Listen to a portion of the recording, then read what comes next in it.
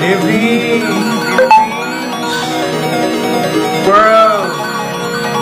This is Dr. James Lopez for our start our new series during weekdays that is about our in-depth or life-changing study on the book of Romans. So shout out to our more than 10,000 followers in TikTok, 4,000 members in our Facebook group, and our growing numbers of subscribers in our YouTube channel. So welcome to our presentation, to our discussion, for our sharing, study of God's Word. We're going to start our series, in-depth and life-changing series from the book of Romans. So, as usual, I will speak in English and I will speak in Tagalog sa ating mga kababayang Pilipino. And we have a wonderful topic or lesson or tutorial. So we will start this very interesting, we might say controversial, debatable, argumentable, but the most important is this can be life-changing if you believe it, and if you gonna follow or you're gonna practice, obey the teachings of the Word of God. Alright? So, magandang gabi sa lahat ng ating mga kababayan sa buong Pilipinas, sa Luzon, Visayas at Mindanao, particularly dito po sa Metro Manila. Tayo po ay nasa isang hotel as you can see in my background, somewhere in Metro Manila. So we are here for a series of study, meeting, and of course some relaxation. Well, in the Philippines, we are going through a very hot summer. So napakainit po, ano? At kailangan nating mag-unwind, kailangan nating mag-relax, kailangan natin we must beat the heat. And so many people today, especially here in the Philippines, are going into swimming, whether in the beaches or in swimming pool. Well, tomorrow we're gonna upload my video. you will see where I swim. Alright, so where I swim. So this will be very interesting. So I want you to watch this video where Dr. Lopez will be swimming. Is it in a beach, or is it in a swimming pool, or is it somewhere? So you're gonna find it out, and I want you to watch this video, alright? So marami po ang nag-unwind, marami ang nagre-relax, maraming pupunta sa mga sine, maraming nagpapalamig, at maraming nagre-relax, okay? Maraming nag-outing. Sabi nga nila, we got to endure and we got to beat the heat of the summer. So whatever is your way of enjoying or beating the heat of the summer, that's fine, alright? So the most important thing is we enjoy and we beat the heat of the summer. According sa ating mga news, This is really getting hotter, no? It's about 40, 42, somewhere 44. It's really hot.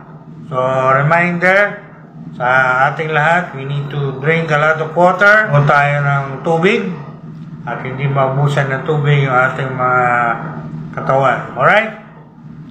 So, I myself is enjoying spending quality time relaxing, and of course, as I said, we need to enjoy and beat the heat of this summer.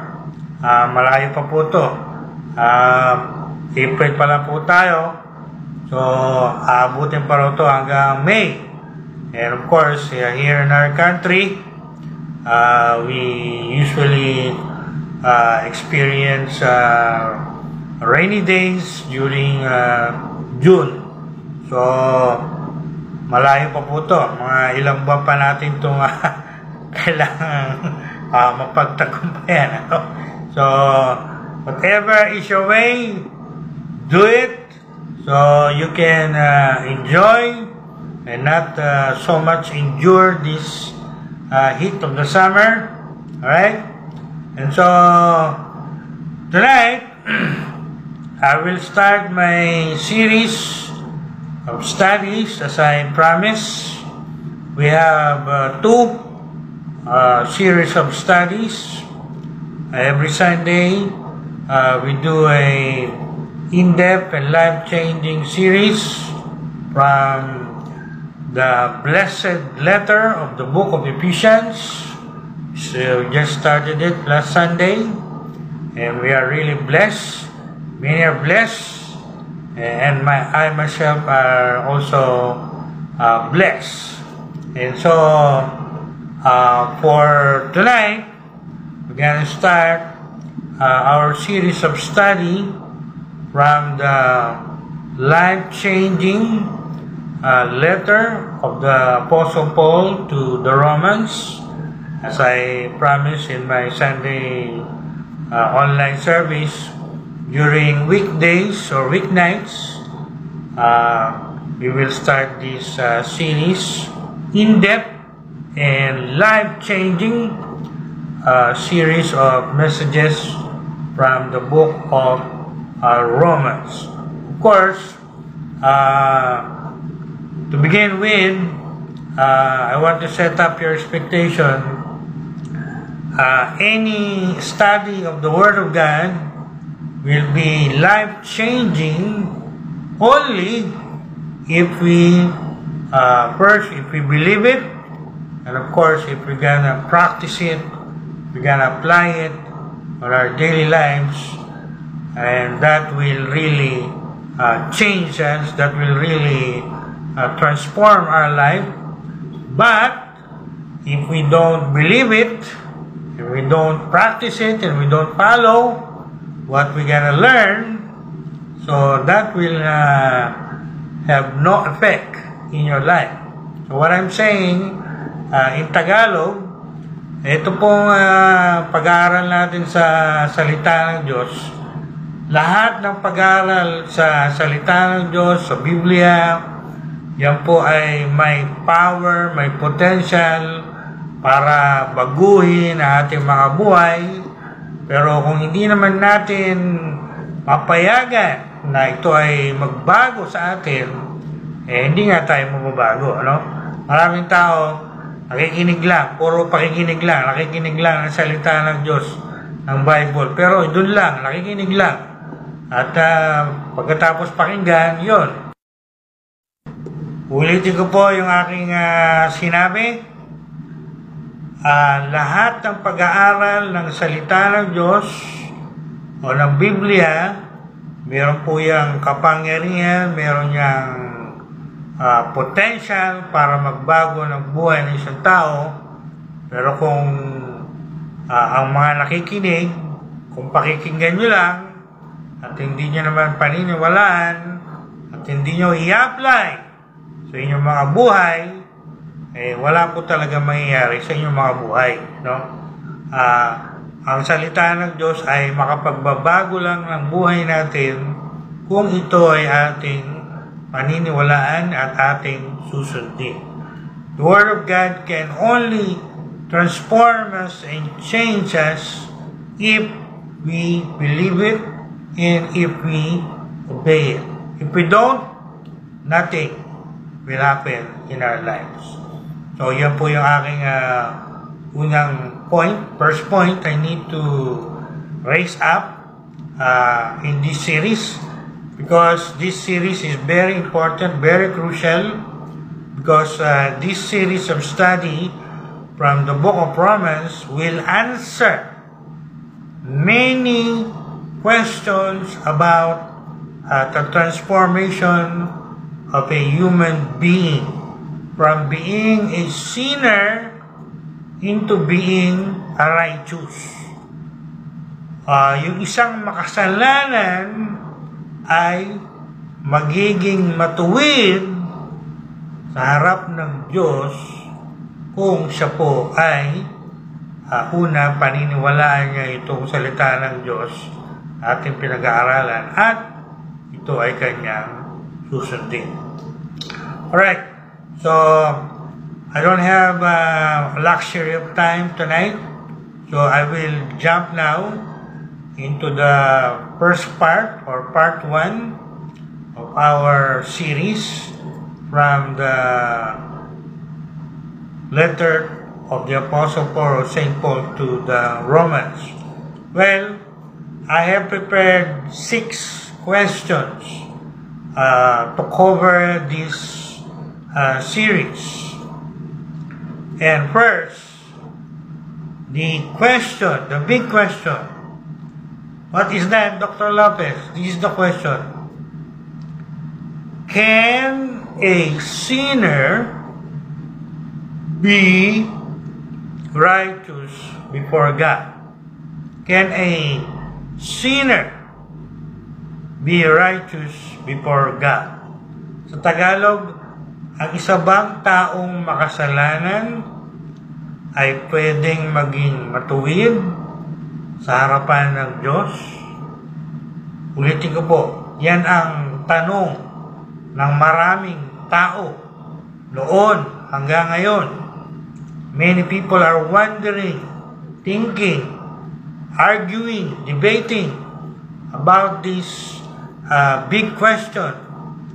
Can a person who is a sinner be made righteous before God?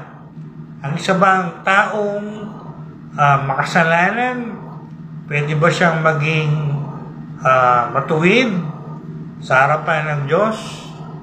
Yan po yung malaking question na sasagutin natin ngayong gabi. Of course, sasagutin natin yan mula sa Bible, sa salita ng Diyos. So that is the big question we must answer tonight in our part 1 of this series.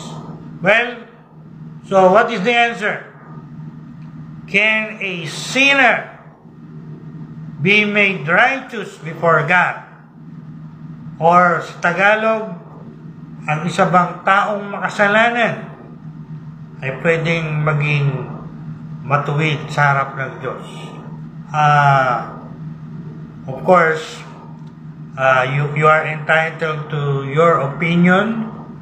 As I always say and teach, you are entitled to your opinion because we are living in a democratic country and society. But I want everyone to realize this. It doesn't mean na your opinion is always right? That is your opinion, your perspective. But the most important opinion, the most important perspective, the most important standard on this issue or topic is not your opinion, not human opinion, but what does the Bible, what does the Word of God says or teach in relation to this big question. So, I will not answer that big question based on my opinion, based on what I have observed, or based on what I have learned from my bachelor, master's, and doctorate degree. I will not look to anyone or anything. We will look, all of us must look to the Word of God, to the Bible, for the right answer, for the correct answer to this big question. So, in short, what does the Bible says? What does the Bible teaches in reply, in the answer to this big question? Can a sinner be made righteous before God? Ang makasalanan bang tao pwedeng maging matuwid sa harapan ng Diyos? And the answer is, according to the Bible, I will give you the verse later on. The answer is, whether you believe it or not, whether you accept it or not, whether you know it or not, whether you understand it or not, whether you realize it or not, all I can say, I don't care. All I care is what the Bible teach. And the Bible teach, the Bible answer, the Bible teaches is, the answer to that question is a big yes. Yes. Yes. From the Old Testament up to the New Testament, the answer is always the same. The answer is, the answer was, the answer is, the answer will always be, yes, a sinner can be possible to be made righteous in the eyes of the Holy God.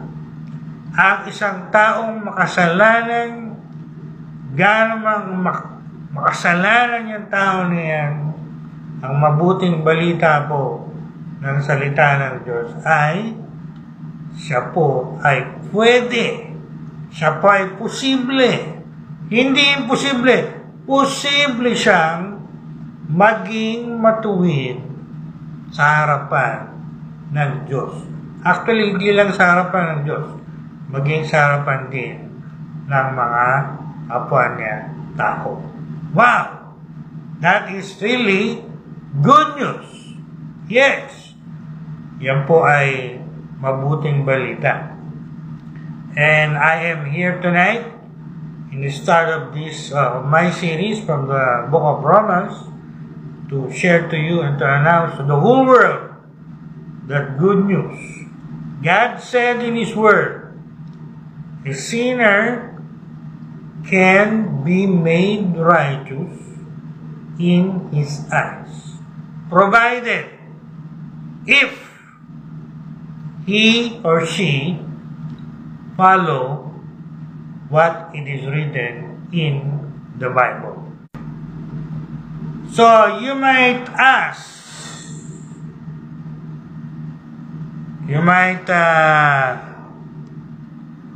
ask me, what is the verse in the Bible? Where can we read that?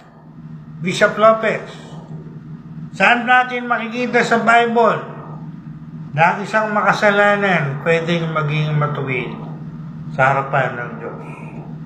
Well, marami po nakalagay sa Bible, no? So, dito na lang makikita po natin I will give you one tonight. And I might give more than one. If you have your Bible, I want you to turn your Bible to the book of Romans, o mga taga-Roma, chapter 4, verse 4 to 5. And here it is, Romans chapter 4, verse 4 to 5. The Apostle Paul said, "Now to him who works, wages are not given as a gift, but as a debt. But to him who does not work, but believes in him who justifies the ungodly." I want you to take note of those those words. Believes in him who justifies the ungodly. It says here, his faith is credited as righteousness. Wow! So very clear. Sabi po rito sa Tagalogin natin, sa kanya na hindi umaasa sa mga ginawa niya, kundi sumasampalataya sa Diyos o sa Panginoong Hesus na nagpapawalang sala sa isang makasalanan. Yun po yung Tagalog nung phrase dito na believes in him who justifies the ungodly.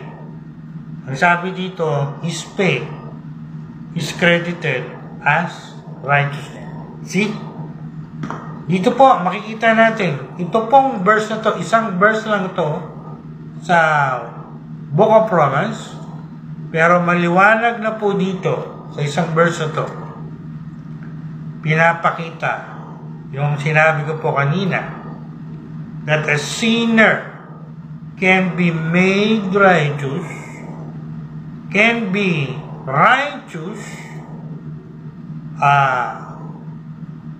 before God. Pwede siyang maging matuwid. Now, before we end, you might ask the question, how? Paano? Paano siya magiging matuwid? Paano siya aariin o i-consider o i-justify ni Lord, no? Ito po sa theology, ang tawag po natin dito sa theology, sa Christian theology ay the doctrine of justification by faith. The doctrine of justification by faith. Alright? Justification by faith. Sa Tagalog po ito ay ang Diyos papawalang sala niya yung makasalanan. Hindi niya lang papawalang sala. Aariin niya rin o titingnan niya rin yung makasalanan na isang matuwid, righteous, sa kanyang paningin. Wow! That is really good news. That is really wonderful. No? As I said, this is good news to all sinners, and this is good news to every Christian who loves righteousness. So, napakaganda po nito, no? So, ito po ang pag-aaralan natin sa buong buwan na ito ng April during weeknights. Kaya po gabi. Kaya po ngayong gabi nyo nakita si Dr. Lopez. Ngayon pong gabi. Dahil pagka umaga, Sunday morning, ay sa Book of Ephesians tayo.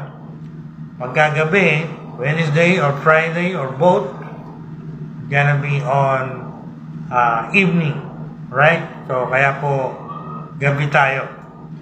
So, yan po ang iiwanan ko sa inyong kaisipan, idea, kaalaman sa inyong mga isipan. Sabi nga nila, food for thought, no? Something to think about. Sa mga nanonood at makapanood nito, or to those who are watching and will watch this video later, I want you to think about it. This great truth, this great revelation. I want you to understand it, realize it, believe it, and think about it. That this truth can be realized, can be a reality in your life. So before I end, I will answer the question, how?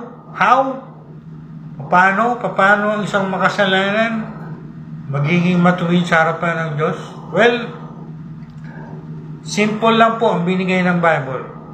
The Bible does not make it complicated as many false teachers and false prophets or mga false religions are teaching. It's not complicated. The Bible simply says, teach. I just read it. If you believe in God or in the Lord Jesus Christ as your one and only Savior, your faith in Him will be credited on your account as righteousness. Meaning, when you trust in the Lord Jesus Christ, when you put your faith in Him, and in Him alone, not in your religion, not in your church, not in your good works, not in anything that you do, but in Him alone, as your one and only Savior. And when you put your faith in Him alone, and you believe in Him as your one and only Savior, that's the time, the moment that God will justify you or acquit you or consider you as righteous in His sight. Again, this is what we call the doctrine of justification by faith. So that's the thesis, the argument, the main point, the idea, the thought. I'm going to leave to you tonight before you sleep, especially if you are a sinner or you see yourself a sinner, or you know you are a sinner and you are not self-righteous, you admit you are a sinner before God. Good news is you can be justified. God will justify you. He can make you, and He will make you righteous in His eyes and in the sight of your fellow men. Once you really believe in Him, once you really repent of your sins, and of course the most important thing, once you follow His word, right? So we will end here, and we will continue this series this coming Wednesday night.